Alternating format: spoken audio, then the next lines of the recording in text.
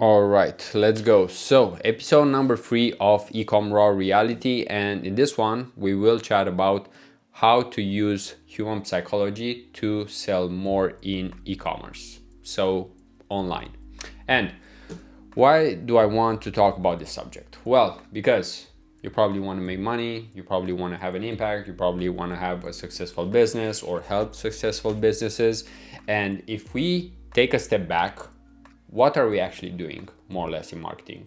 We are trying to convince that person's brain to buy our product, right?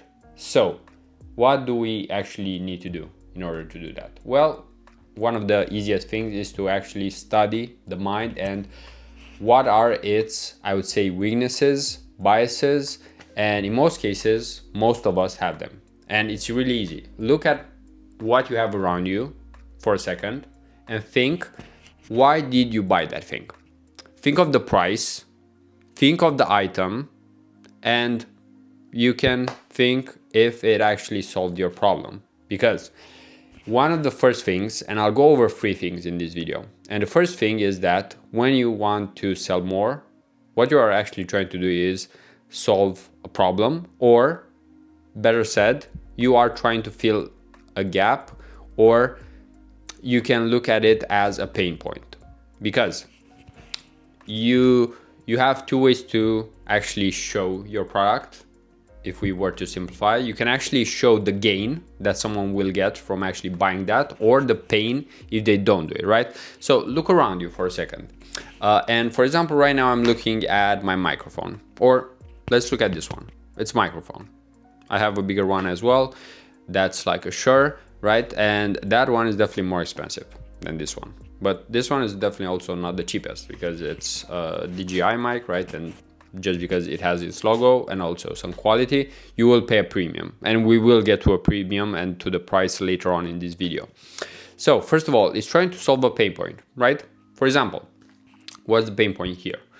Well, if I didn't have this microphone, it would be a pain for me to actually speak with you because I would need to bring some kind of bigger microphone. And actually, I do have here a bigger one if I can actually take it from here and show it to you. So I have one of these ones, right, which is a little bigger than it should be, honestly. And it wouldn't be as convenient if I would always have it on the table somewhere, right? It would be inconvenient.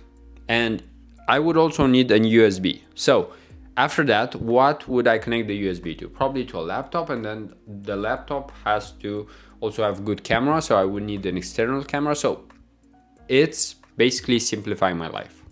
This microphone is simplifying my life. So it's solving a pain point. That's why it was almost an instant buy. And this is what we're trying to do in e-commerce, right?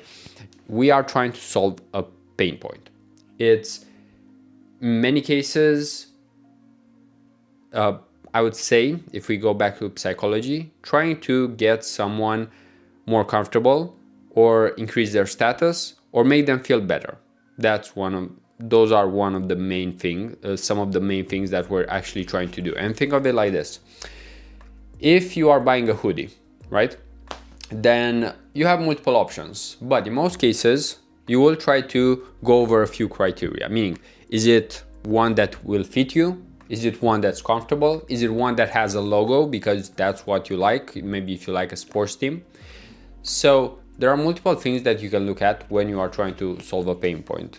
With a hoodie, it's very simple. It's not really a huge pain point. But then when you are trying to save someone's marriage or relationship, right? There are products out there that are maybe at $10, $20, and I'm speaking here more so of physical products. But then when it comes to like coaching or consulting, some people would pay 10K for that, right? Even though, let's take a step back here and just talk about physical products.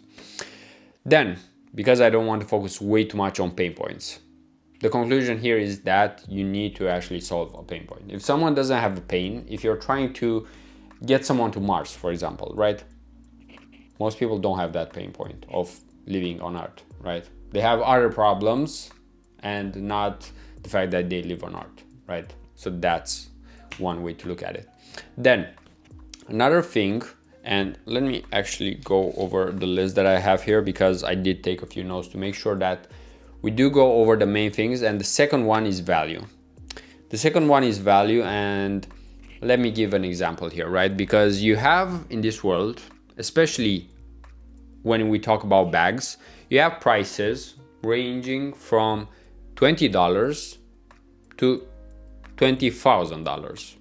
And what's the difference between those three zeros there? Well, it is the quality to some extent, but it's not 1000% the quality, right? Like it doesn't last 1000 times more, right? I mean, you could buy that $20 bag one time. It will probably not last you more than 1 year, but still, you could just buy it again and again and again. And during your lifetime, it wouldn't make much of a difference. But why are you actually buying that 20K one if you would buy it? Well, it is mainly because of status.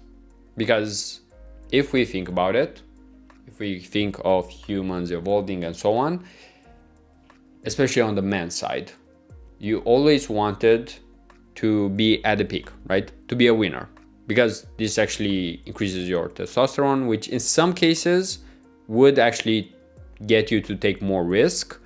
But at the same time, our brain thinks of it like this: survival, but also in terms of being a winner or a loser.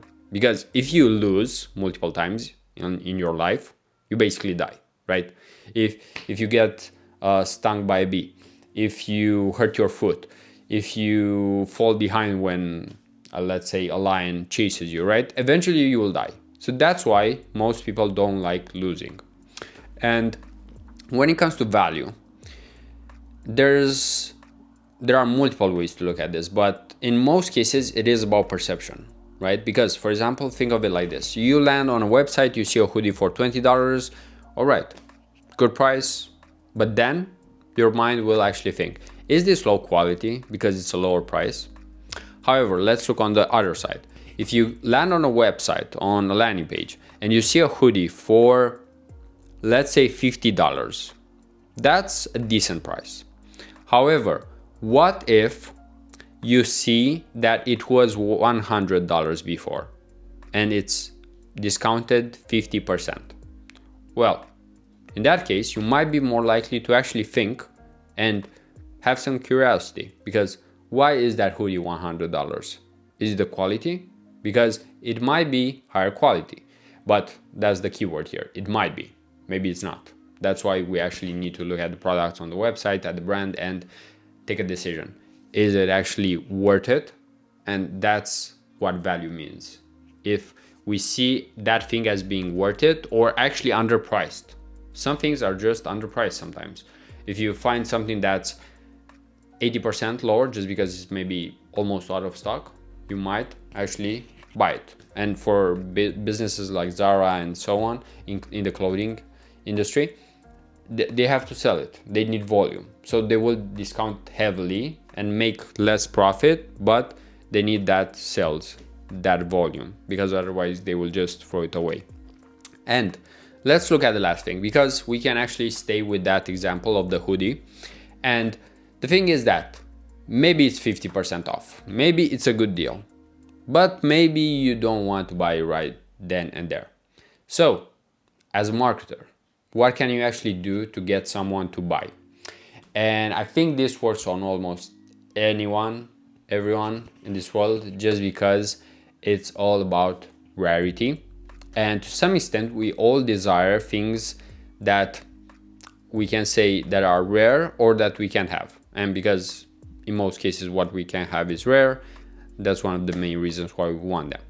And there are also two techniques here, but let's actually fuse them and say that it's either urgency or a limited time sale. And there are two ways here, because you could have either a timer, and when you will see a timer that's maybe only 10 minutes left, right? Your brain will even start thinking right away, do I have time? Do I have time to finish this order? And it will actually be like a game for the buyer, right? And for you as a seller, ideally you increase your likelihood of actually getting a sale. And And this is basic human psychology. If you see that there's just one in stock, you know that you either buy now or it might not be there tomorrow. Or if there's a mix, then that's even more powerful, because you see that there's only one in stock. You know that this is the last day, and you know that probably there are other people who are interested in it as well. And for example, for Shopify business owners, there are multiple tools out there, apps that actually have a timer, have the limited stock and so on, but also it can show a pop-up in the, let's say, left corner, right corner, wherever you want it. Usually it's in the left corner. And it shows that someone else right now is viewing that product. So at that moment in time, even though you're online, you're at home, no one is beside you. But it will be just like in life. If you have someone beside you, and you pretty much know who will take the first decision, will actually take that item, buy it. And if someone buys it, then the other can buy it, right? And of course, in most cases, we don't want to do that, but we always need to think in terms of why would someone buy and why would someone buy right now. And there are multiple things that need to happen. And that's why the offer and having a great offer is really important. For example, I'm really aware that even though I primarily do Facebook ads and sometimes I also help with email marketing, I know that at the end of the day, it's still about the product and the offer, or at least long term. Because yeah, with ads, you can get someone to buy at least once, but then with email, it will be impossible to get someone to buy again if the first experience product was pretty much shit. So you also need to take into consideration if it's a business that will make money just on one sale or for a longer time. And I would say that's pretty much it for this one. I just wanted to go over some psychological triggers, because we always think in terms of creatives, of website optimization and so on, but sometimes it's the small things. Because if you look 6 years back, websites looked pretty horrible, even on WordPress, but they worked. And that was because they were either solving a pain point, they had good, decent value, and sometimes it was about having that sale or scarcity. And in some cases it really was, because if you're buying from a smaller brand, you actually do have that. And with that, we'll end it for today's episode. This was just a short one, even though slightly more detailed, because I did want to go over those 3 things, which I believe are more important than many other things that you're probably doing in your free time, business, and so on, to actually improve the sales and over time just compound. Because whenever we think that it's some kind of new shiny technique, object, app, and so on that might help us, the thumb sub ratio and so on, yeah, I mean, those are metrics, those can help, but it's still about the why. Why would someone buy? And in most cases, we do go back to our human psychology, which is way more important than the color of the button and so on. Those are the 10th, 20th thing that you should usually think of. But of course, some actually do need to get to that point, but after they make enough millions. So with that, we'll end it for today's video. Hope you enjoyed it. If you liked it, you can actually hit that like button, subscribe, and keep on watching if you're interested. And until next time, peace out.